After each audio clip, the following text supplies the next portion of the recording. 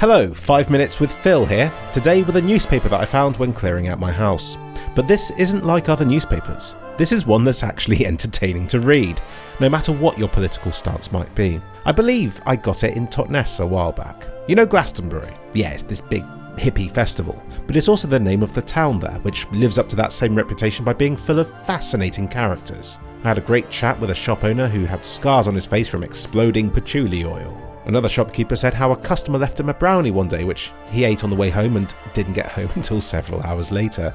They're all proud of their independent chain, so you won't see an Asda on the high street or anything like that. Glastonbury also had a soul therapy centre, run by the guy who claims to be the reincarnation of Christ. Well, Totnes is that kind of place, but quite watered down. But it still wasn't surprising to me when I saw a newspaper stand there handing out some very interesting papers, and I'm a sucker for collecting this kind of stuff. So let's have a little look through it. It's got all the hallmarks of a trusty news source. It describes itself as the truth. It's the light. It's by the people, for the people. But then it's got not far right, not far wrong.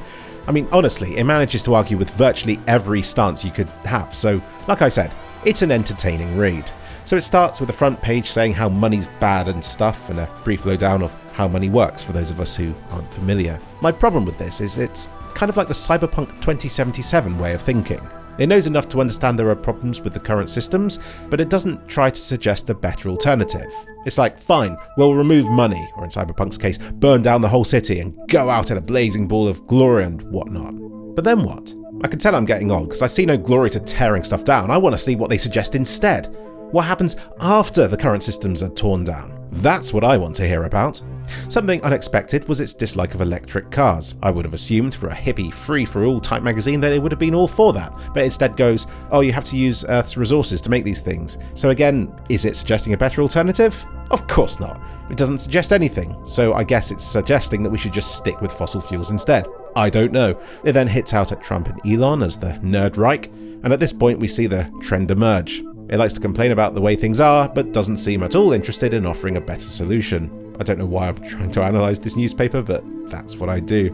It also seems to feature a few AI-generated images, which I'm still not used to seeing in newspapers. Though to be fair, I don't read many newspapers, and it also attributes the websites that it's getting these images from, which, given what I've seen from this paper so far, I'm quite impressed by. And of course, there's a COVID conspiracy page. There's a couple of these throughout the newspaper, and something about detoxing from spike proteins. And of course, something about the deep state. And the next page, you're going to really like. Are you ready? Wait for it. Wait. I'm not used to newspapers, it's hard for me to turn the pages. Here it is! I promised you it was worth it. So at this point, Fluffy decided to get in the way of everything. But later on, there's a gorgeous full-page spread of the Illuminati and various symbols that large corporations use for some reason but try to hide in their logos, though I'm not sure any logo can avoid falling into at least one of these categories. Anything with 5 sides, 3 sides, a triangle or a circle is somehow part of this conspiracy. And then there's some conspiracy that hairdressers are being used to influence the climate change agenda. So yeah, all in all, a fascinating paper, one that I absolutely loved flicking through, but I did quickly find it infuriating how it's about as deep as a puddle. You read this sort of stuff for hidden knowledge, to feel like you're superior to everybody else who doesn't read this sort of stuff. So at least provide some sort of meat to it, not just, stuff's bad, and at least propose alternatives. Conspiracy theories are a dime a dozen. I could come up with several for why this paper exists. And I guess I have to ask, who is this paper for? Apart from me to go into my collection of oddities, I can't imagine many people would sit down and take this thing seriously. Well, not at first, at least. Maybe this is how it all begins. People pick it up because it's entertaining or different, and before they know it, they're being swept up in the fantasies and hate that this newspaper peddles. I look at all the AI-generated content banding about the internet right now, which already isn't clearly labelled as such.